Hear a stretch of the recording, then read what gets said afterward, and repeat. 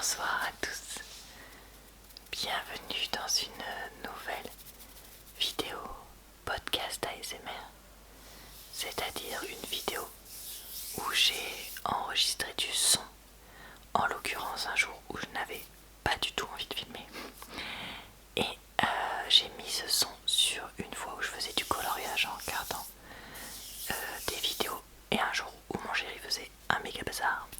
Donc le son de cette partie coloriage n'était pas exploitable. Donc je me suis dit, fusionnons les deux. J'ai déjà fait plusieurs fois des vidéos de podcast sur ma chaîne ASMR. Donc je vous mettrai en barre d'informations, commentaires épinglés, dans le i en haut de l'écran, tout ça, le lien vers des podcasts précédents si ça vous dit. On a notre super chien des voisins qui continue à faire du bizarre. Donc si ça vous intéresse, voilà, n'hésitez pas à checker ça. Et je crois bien que j'avais fait aussi une playlist pour regrouper tous mes podcasts.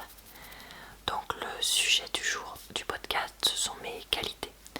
Alors c'est un podcast qui sera en deux parties, puisque j'ai pas eu le temps de tout traiter. Vu que dedans je voulais parler des qualités que moi je me suis trouvé. Alors c'est un exercice bien plus difficile que celui de ses défauts. Et c'est difficile aussi de ne pas paraître présomptueuse, parce que moi j'ai une fille, et un peu condescendante, un peu pompeuse, un peu machin quand on parle de ses qualités. Donc merci de garder ça en tête et d'essayer d'avoir l'esprit compréhensif et de pas me tomber dessus tout de suite dans les commentaires, s'il vous plaît. Dites plutôt, peux-tu me donner une précision sur telle ou telle chose, hein, voilà. Mais bon, la très grande majorité du temps vous le faites, donc voilà. Donc je compte sur vous comme d'habitude. Et puis après, j'ai à peine commencé à répondre aux qualités que vous pensez que j'ai. Alors ça fait un peu, mais ça ce serait le sujet d'un prochain podcast je pense. Ça fait un peu vos préjugés sur moi, mais sur les qualités du coup. Mais je pense qu'il faudrait qu'on fasse dans le futur une vidéo les préjugés sur moi, mais sur l'ensemble des préjugés que vous aviez au début en regardant ma chaîne ou peut-être encore maintenant, pour que je puisse y répondre, parce que je pense que ça fera une bonne vidéo. Par contre, là, pour ceux qui suivent ma chaîne, vous savez qu'en début de mois je fais un podcast sur moi et en fin de mois un podcast YouTube, depuis que je fais des podcasts là depuis quelques mois. Sauf que le début du mois prochain, donc le début du mois de juin, je ferai encore un podcast, je ferai la suite de celui-ci sur mes qualités. En juillet-août, je vais faire une pause assez importante, donc je suis pas sûre de faire un podcast sur les préjugés. Je préférerais réserver ça pour septembre-octobre. Alors je sais ce que vous allez me dire Laura, c'est dans 3 millions d'années, ça se trouve je regarderai plus tes vidéos. D'ici là, viens Paillette, viens dire bonjour. Elle veut pas. Mais voilà, avec moi c'est comme ça. Je ne peux pas être partout et je fais comme je peux avec ça. Donc écoutez, on est parti pour ce podcast. J'espère que ça va vous plaire. Alors je vais faire un petit peu les qualités que je me suis trouvée d'abord avant de parler de celles que vous m'avez trouvées et que celles que vous pensez que j'ai et que je donne mon avis là-dessus. Donc dans les qualités que je me suis trouvée, j'ai d'abord trouvé, la première que j'ai notée c'est aider les autres, et j'ai mis aussi soutien moral. Ça c'est vrai que je pense que c'est un point fort chez moi. Je suis quelqu'un qui est capable, qui a envie d'aider les autres. C'est le cas par ma chaîne et par mon métier avec les enfants. Qui peut être un soutien sans faille, si je peux dire ça comme ça, pendant longtemps. C'est-à-dire que si tu me demandes de t'aider à faire quelque chose, je vais t'aider à faire quelque chose. Je vais pas forcément dire oui, à part aux personnes qui sont vraiment très proches de moi. Mais sinon oui, je vais vraiment t'aider et je vais pas hésiter même si ça empiète un peu sur mon temps, des choses comme ça, à te filer un coup de main, etc. Et pour moi c'est important d'aider les autres. Alors après j'ai pas forcément une façon traditionnelle d'aider, parce que les gens qui aiment beaucoup aider les autres, souvent c'est des personnes qui font du bénévolat, qui sont dans des associations, des choses comme ça.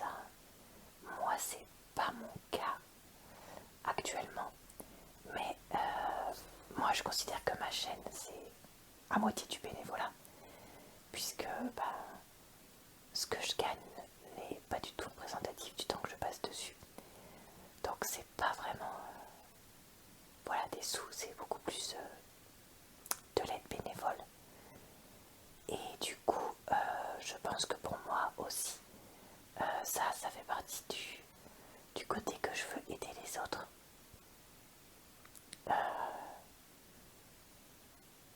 Oui voilà, enfin pour moi ça va ensemble quoi.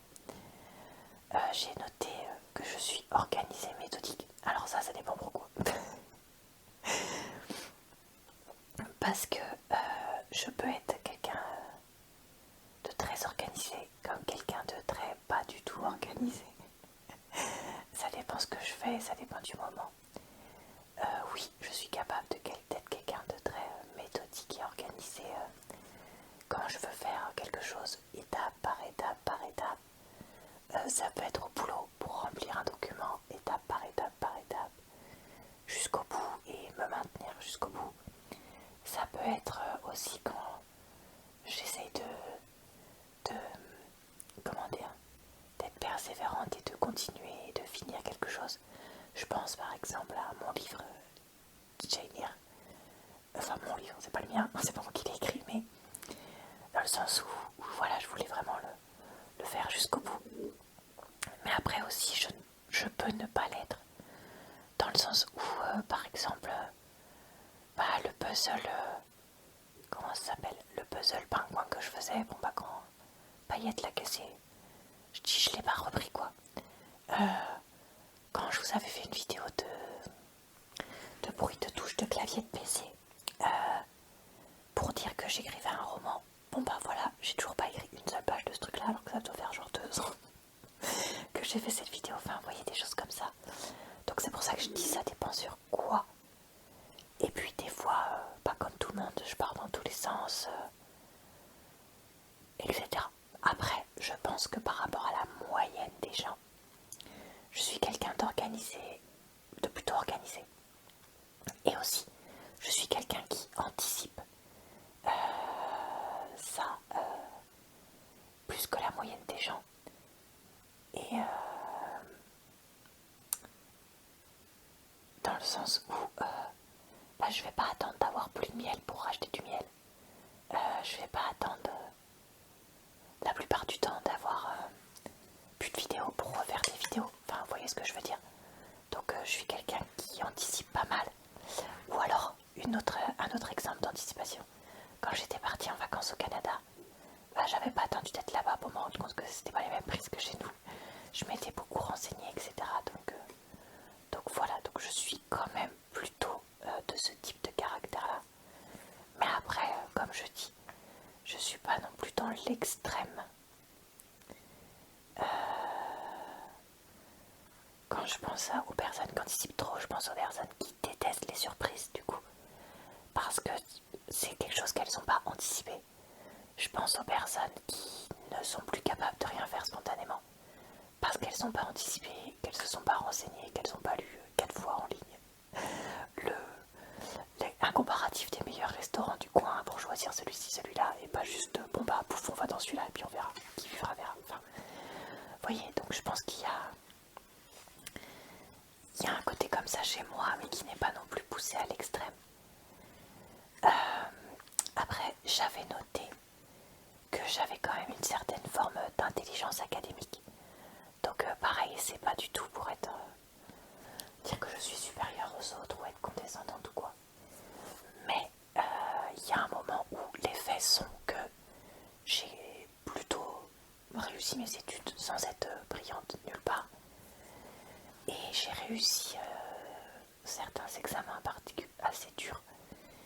Et j'ai fait un bac plus 5 quand même. Ce qui n'est pas le cas de tout le monde.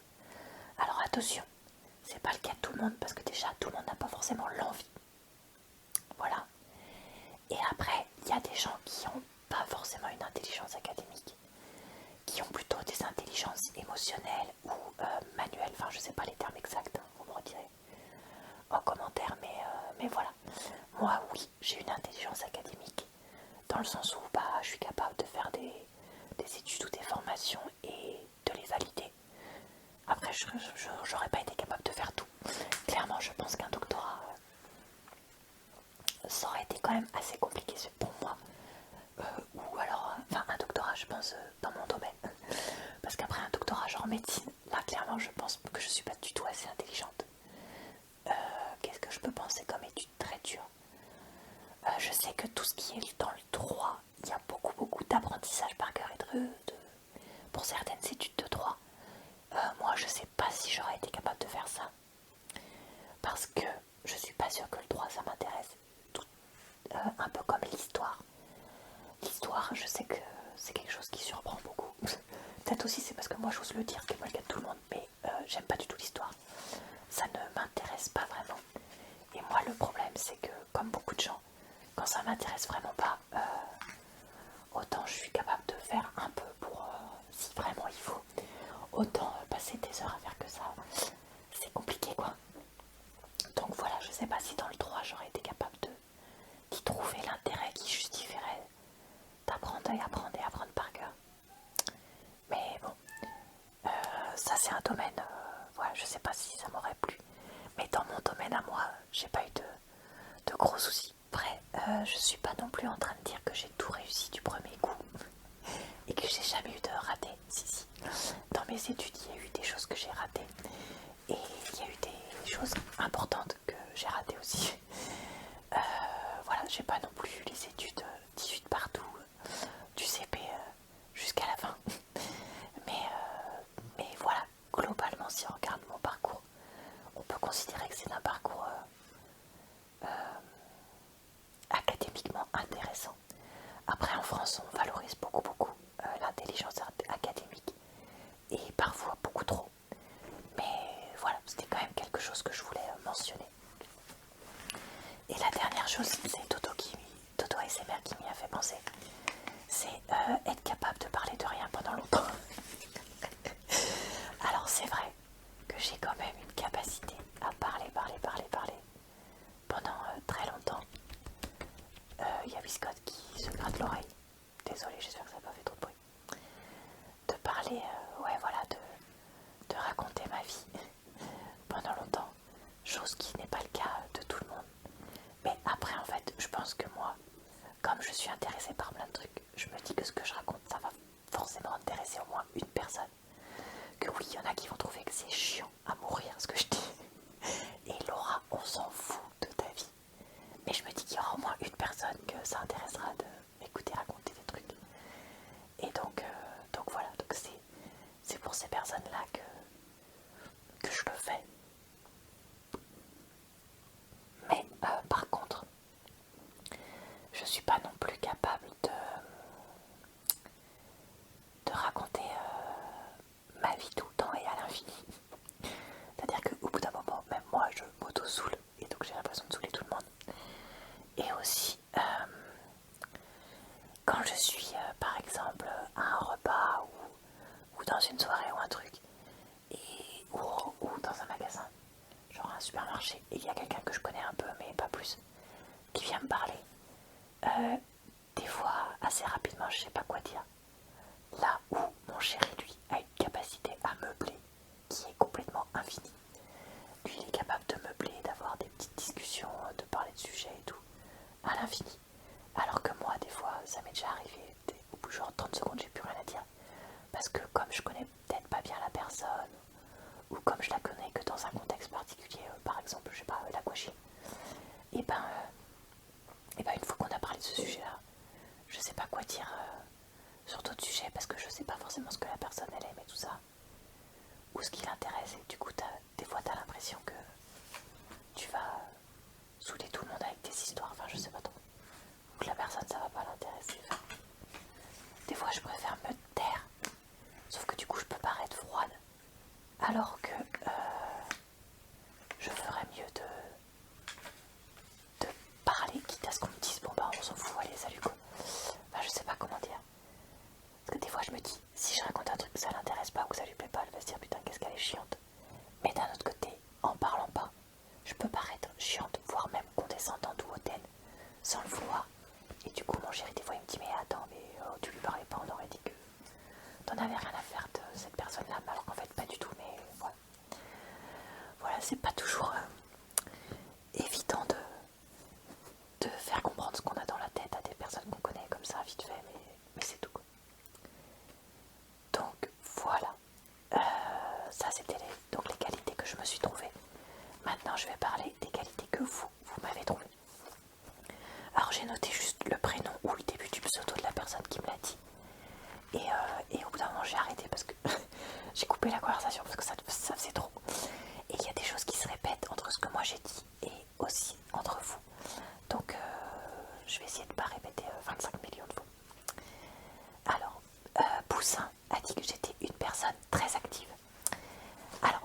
ce que tu veux dire par là.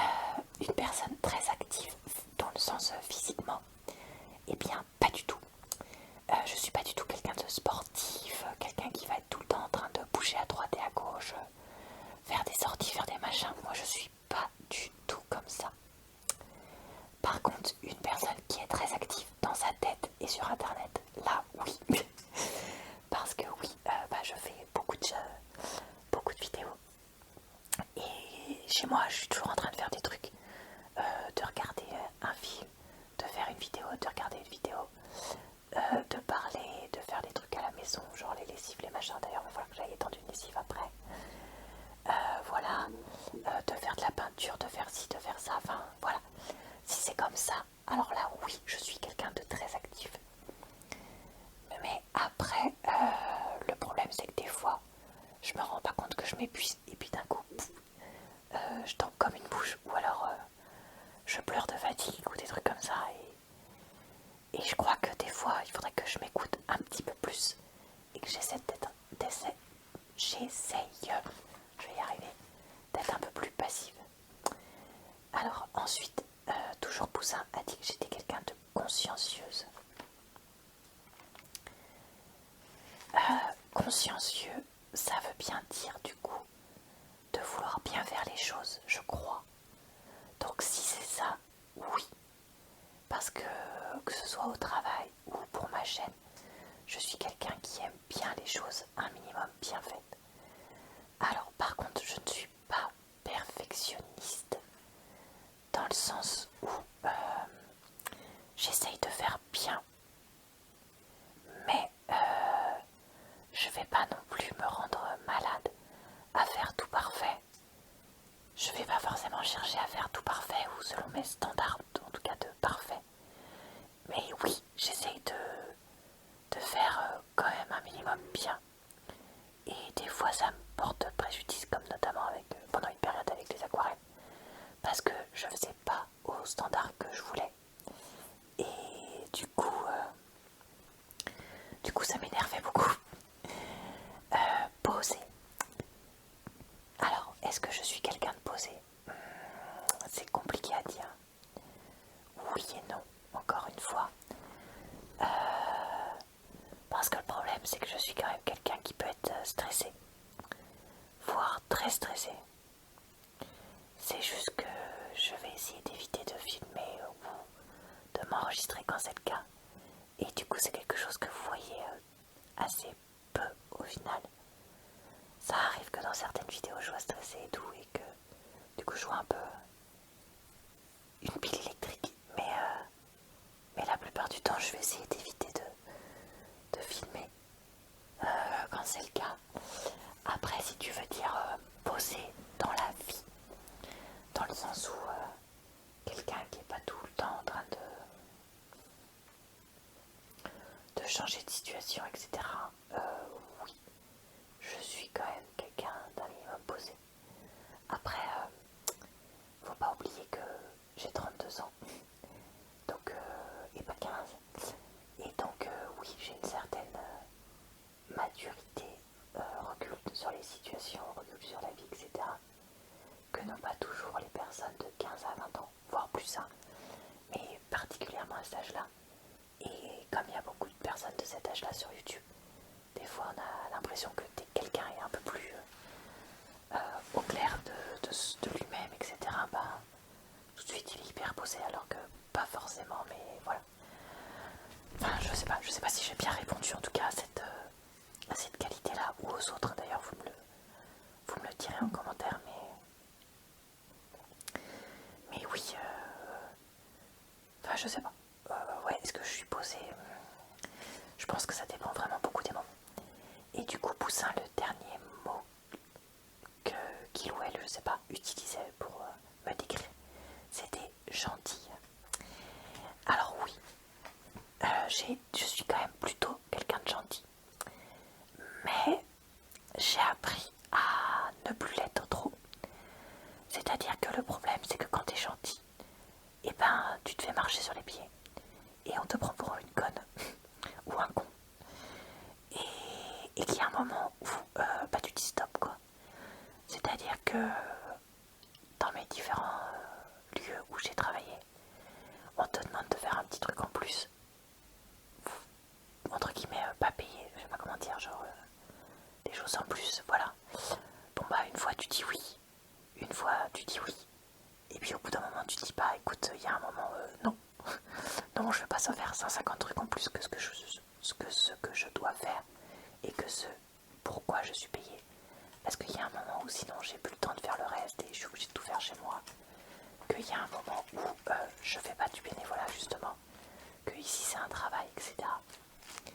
Et je sais que je peux paraître assez dur en disant ça. Mais en fait, il y a un moment où tu te rends compte que des fois tu te fais complètement exploiter quoi. Et que bah, c'est pas normal.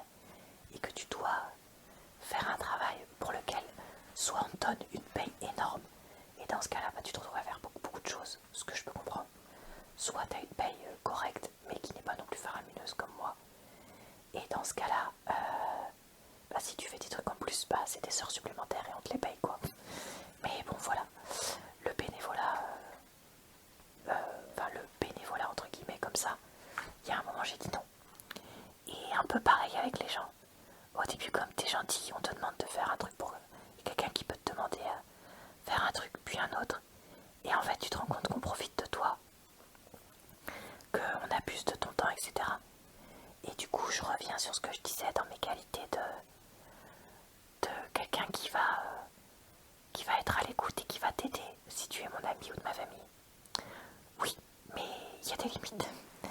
Il y a un moment où si c'est toujours que dans un sens, ben je vais arrêter quoi. Parce que voilà, moi je veux bien être gentil, je veux bien aider, je veux bien machin. Mais dans ce cas-là, moi quand j'ai besoin de toi, j'ai besoin que tu m'aides un petit peu en retour aussi. Et que ce soit pas toujours dans le même sens. Donc voilà, donc il y a. Enfin, je pense que je crois qu'il faut pas non plus tout accepter de sa direction ou de sa famille. Et qu'il y a quand même des limites à mettre dans les sociétés. Alors, Toto ASMR disait rigoureuse. Ça, je vais mettre ça avec le consciencieuse que je disais tout à l'heure. Bah, comme je disais, moi je trouve que j'aime bien les choses un minimum bien faites, etc. Et du coup, je vais pas hésiter à avoir de la rigueur pour faire les choses et essayer d'être carré. Mais ça veut pas dire non plus que je suis hyper rigoureuse, au contraire. Après, moi j'ai un esprit assez scientifique et assez carré. Et du coup, pour moi, la rigueur, ça va un peu avec ça. Même s'il y a des personnes qui sont littéraires et qui sont hyper carrées aussi, mais voilà, j'espère que vous voyez ce que je veux dire, mais j'ai un côté très carré. On fait ça comme ça, etc. Enfin, je sais pas. Non, je sais pas ce que je veux dire, donc je vais arrêter. Sociable, bon bah je vais en parler tout à l'heure. Oui, je suis quelqu'un qui aime parler, donc forcément j'aime bien parler avec des gens. Du coup, ça me rend un minimum sociable. Mais après, je suis quelqu'un de très casanière, une personne très casanière, oui voilà. Et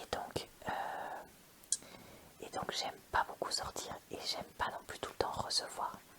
Justement l'autre jour mon chéri me reprochait ça, que je suis quelqu'un qui aime pas beaucoup recevoir.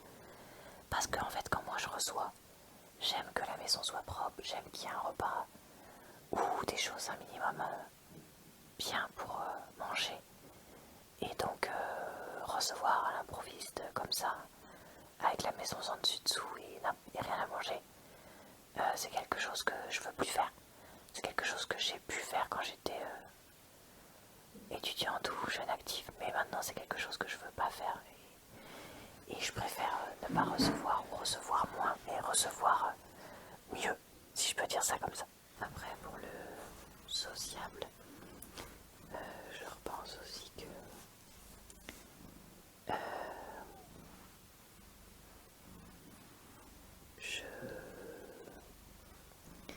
si j'étais si sociable que ça, j'aurais plus d'amis.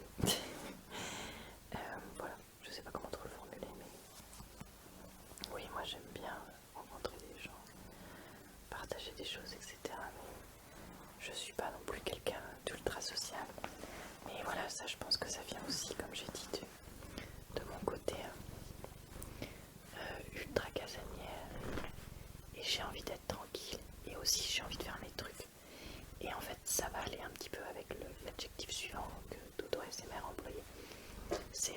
organisée. En fait, le truc, c'est que moi, le week-end, je suis assez organisée pour faire toutes les choses que je veux faire. Alors, il y a des choses que je ne peux pas faire que du coup je ne fais pas et que je fais. Et par contre, pour faire toutes les choses que je veux faire, donc par exemple, filmer ci, filmer ça, faire les lessives de ci, faire les lessives de ça, enfin je sais pas, des trucs comme ça. Et bah là, je suis assez organisée. C'est les lessives de blanc, c'est le samedi ou le dimanche. Les lessives de foncé, c'est le mercredi. Je vais m'organiser pour faire les courses, puis après pour faire la soupe. Je suis pas trop le genre de personne qui... oh bah tiens, et si je faisais une soupe de légumes? Ah bah, j'ai pas de légumes. Vous voyez, enfin, aussi ça m'arrive, mais la plupart du temps, je m'organise toujours pour pas être comme ça. Alors, ensuite, Dodo SMR employé rigolote pour me décrire. Alors ça, c'est gentil. Alors de façon objective, soyons un minimum honnêtes. Oui, je pense que je peux être rigolote parce que déjà je me fais rire toute seule. Mais bon, ça c'est pas vraiment être rigolote, mais c'est juste que je vois bien que des fois je fais rigoler les gens. Que ce soit en vrai ou sur internet, des fois vous me le dites donc en commentaire, j'ai trop rigolé à tel moment. Donc je pense que je peux être un peu rigolote. Mais après, je pense pas être super méga rigolote dans le sens où il y a des gens qui sont ultra drôles et tu te dis mais pourquoi ils ont pas un one man show, voire ils sont un one man show pour certaines célébrités, etc. Moi j'en suis pas là.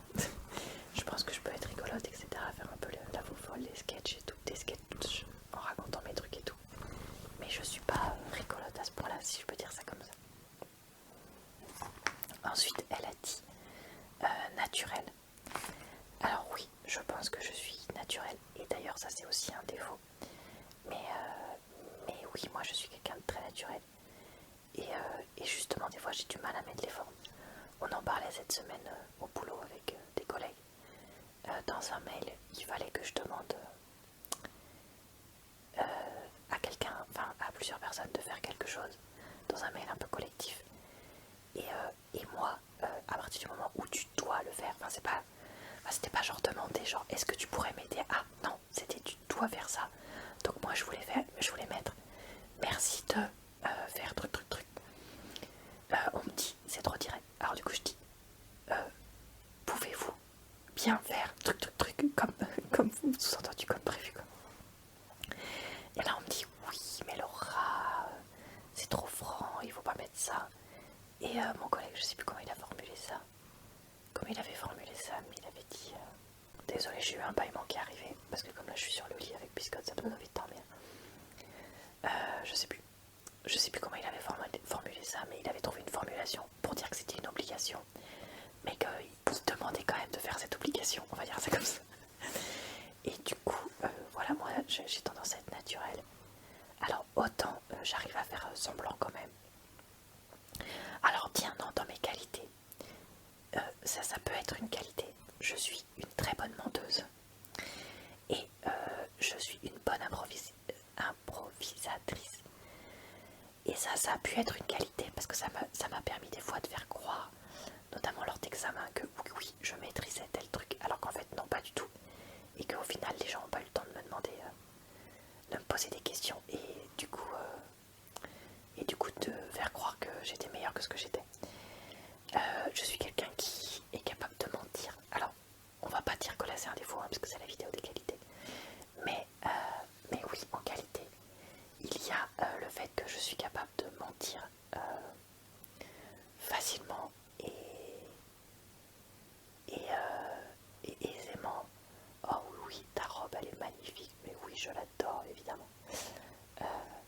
Quoi hier? Oh bah non, tu comprends, j'étais pas disponible parce que j'avais ça. Enfin, ça ne me pose pas. Les mensonges, les petits mensonges comme ça me pose aucun souci. Par contre, les gros mensonges profonds, ben non, puisque comme je suis naturelle justement, ça me pose souci. Et je suis pas quelqu'un à transformer ma personnalité. D'ailleurs, après, il y a franche comme qualité que Dodo SMR me donnait.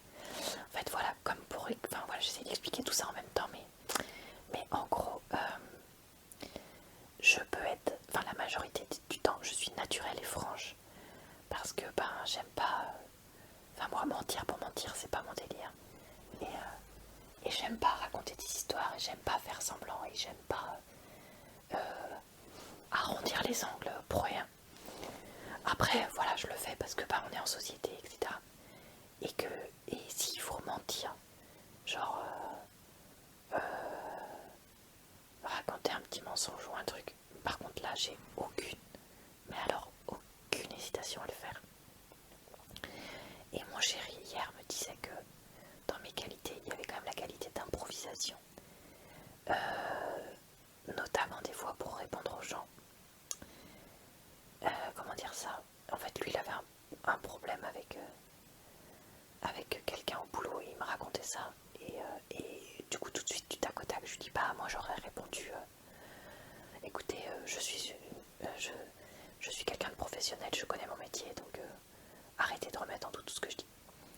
Et là, il me dit, ah, mais oui, j'aurais dû dire ça, mais moi, j'y ai pas pensé. Moi, mon chéri, c'est pas du tout quelqu'un qui est bon dans l'improvisation. Il a besoin de penser et repenser et anticiper les situations sociales de conflits comme ça.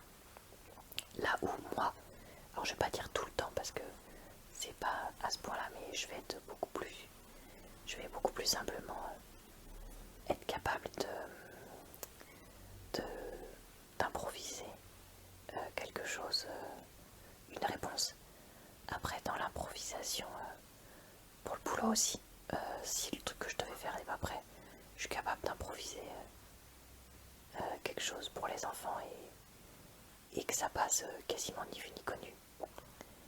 Même si après tu peux pas le faire dans toutes les situations non plus. Si tu dois, je sais pas moi, montrer un film et que t'as pas le film, bon bah il y a un moment, enfin tu peux improviser, je peux improviser autre chose, mais je peux pas improviser le film quoi. Vous voyez ce que je veux dire? Voilà, et du coup je pense que ça c'est aussi des qualités. Alors en dernière qualité que Toto ASMR a citée, elle disait que je suis quelqu'un de plutôt enjoué. Alors c'est vrai, sauf le samedi. Je sais pas ce qui se passe, mais moi le samedi, j'ai vraiment toute ma fatigue qui me retombe dessus. J'ai vraiment tous les trucs qui m'ont saoulé dans la semaine ou les histoires avec mon chéri quand on est fatigué, c'est toujours le samedi que ça m'arrive. Donc le samedi, j'ai tendance à être quelqu'un de plutôt triste, qui va pleurer très facilement et avoir ses coups de déprime, etc. Mais le reste du temps, oui, je suis quelqu'un de plutôt enjoué, quelqu'un de plutôt joyeux. Je suis d'une nature à être quand même globalement bonne patte, joyeuse, enjouée, à se réjouir du moins des petits plaisirs de la vie, des choses comme ça. Et du coup, non, j'ai pas du tout un caractère naturellement dépressif, triste ou des choses comme ça. Par contre, comme je suis quelqu'un qui pense beaucoup, je suis pas non plus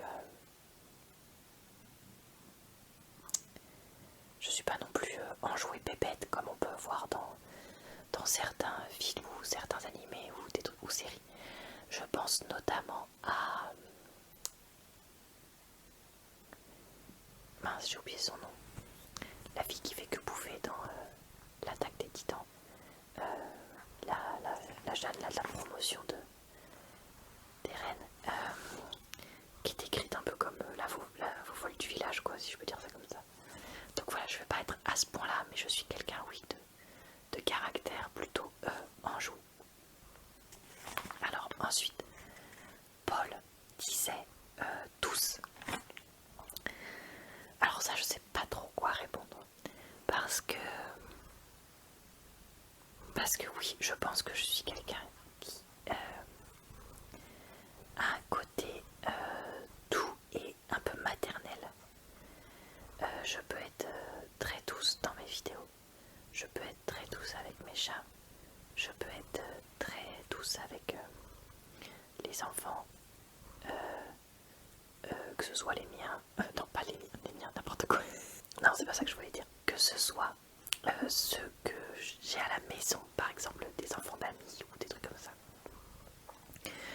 Ou ceux avec qui j'interagis au boulot ou des choses comme ça. Donc là, oui, je peux être très douce. Mais par contre, j'ai un côté franche, mais un peu bourrin, dans le sens où je suis quelqu'un de maladroit. Et comme je suis franche, oui c'est ça, je suis une frange de cheveux, n'importe comme je suis franche, je peux aussi avoir un côté très brut, très je rentre dans l'art. Et du coup, je pense pas que la plupart des gens qui me connaissent dans la vie de tous les jours me trouvent douce.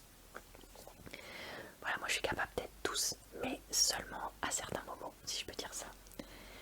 Ensuite, Paul disait sensible. Alors oui, je suis quelqu'un de très sensible. Je suis très sensible, notamment à la souffrance, particulièrement à la souffrance des enfants et des animaux, et même des humains en général, mais ça c'est vraiment les deux types de souffrance qui me font réagir à chaque fois. Et même au point où moi je peux pas regarder les vidéos qui sont tournées, par exemple je pense à l'association L214 qui tourne des fois des vidéos dans des abattoirs pour dénoncer ou des choses comme ça.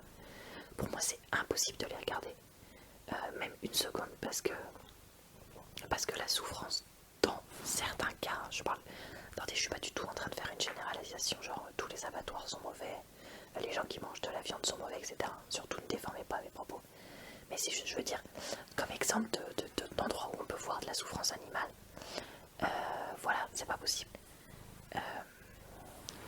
Je sais pas si vous m'entendez parce qu'il y a Biscotte qui ronronne, mais je sais comme il ronronne pas très fort ce chat, je sais pas si vous l'entendez plus lui ou plus moi. Qu'est-ce que je voulais dire? Oui, pareil, avec tout ce qui est la guerre et tout comme ça, enfin bon, voilà, pour moi c'est difficile.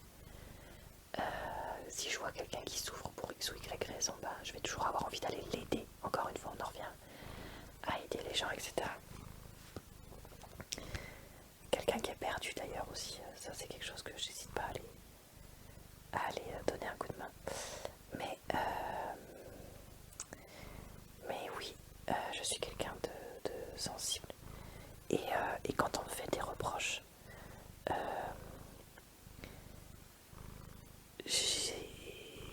ça m'affecte quand même pas mal.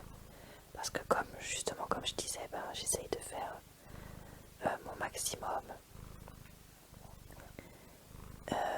Quand on me dit ce que t'as fait c'est nul, forcément je le prends pas très bien. Parce que moi je me suis donné au max et du coup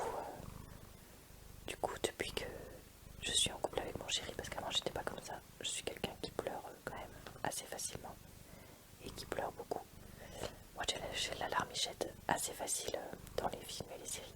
Alors pas hyper facile non plus, heureusement, mais quand même c'est assez facile. Et particulièrement quand je suis fatiguée. Ensuite, Paul disait perfectionniste. Alors ça, j'en ai déjà parlé. Non, moi je pense pas être perfectionniste. Je pense plutôt être organisée, consciencieuse et méticuleuse. Dans le sens où, voilà, je vais avoir le sens du détail et vouloir bien faire. Mais je suis pas perfectionniste parce que je vais pas vouloir faire à la perfection et me rendre malade si c'est pas fait à la perfection. Pour moi, perfectionniste, c'est une qualité qui est aussi beaucoup plus un défaut que les autres choses que je vous citais. Dans le sens où quelqu'un de perfectionniste va travailler et faire et refaire et refaire jusqu'à ce que ce soit parfait. Et moi je suis pas comme ça. Après, quand c'est raté complètement, je vais parfois refaire ou redire ou des choses comme ça, mais je vais pas non plus me rendre malade. De toute façon, vous le voyez bien dans mes vidéos. Il y a plein de fois où je poste des vidéos et où je dis bon, finalement ça m'allait pas, ou il y a des choses qui n'étaient pas bien, mais c'est... Et je les poste quand même, mais voilà. Je vais pas... Non, je vais pas tout... Enfin là, vous voyez, j'ai... Enfin, je sais pas. Ouais, non, je pense pas que je sois perfectionniste. Gentil, on en a déjà parlé. Appliqué. Alors pour moi, ça va dans la même famille que consciencieuse, méticuleuse, etc. Oui, je suis quelqu'un de plutôt appliqué parce que j'essaye de bien faire et tout ça. Mais voilà, encore une fois, c'est pas... Enfin, en fait, des fois, je pense que j'ai du mal aussi à différencier appliqué de méticuleux et consciencieux.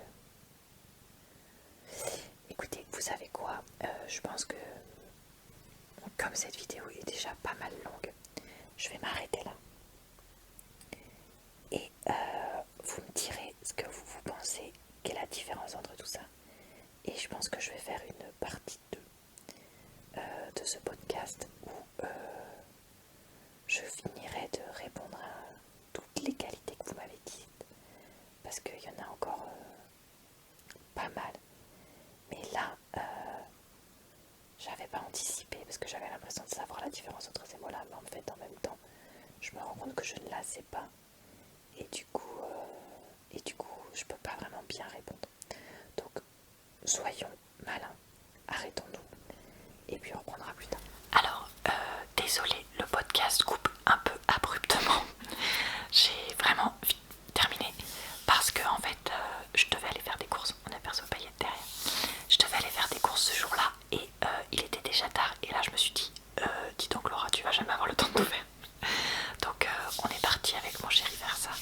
Du coup, ben voilà, ça coupe un peu raide. C'est pour ça que je vais faire une partie 2. Alors, je sais pas si elle sera aussi longue que la première. Avec moi, tout est possible, vu que je fais que parler comme vous le savez. Mais bon, j'espère que voilà, vous serez compréhensif. Et en voyant que la vidéo faisait déjà 38 minutes, je me suis dit que c'était pas non plus grave que cette partie audio soit coupée en deux. Parce que je crois que 38 minutes, c'est quand même honnête comme durée de podcast pour la partie podcast. Donc voilà, à la fin du mois, je vous retrouverai pour un podcast sur les sous que je gagne sur YouTube. Je sais que vous avez hâte qu'on en parle.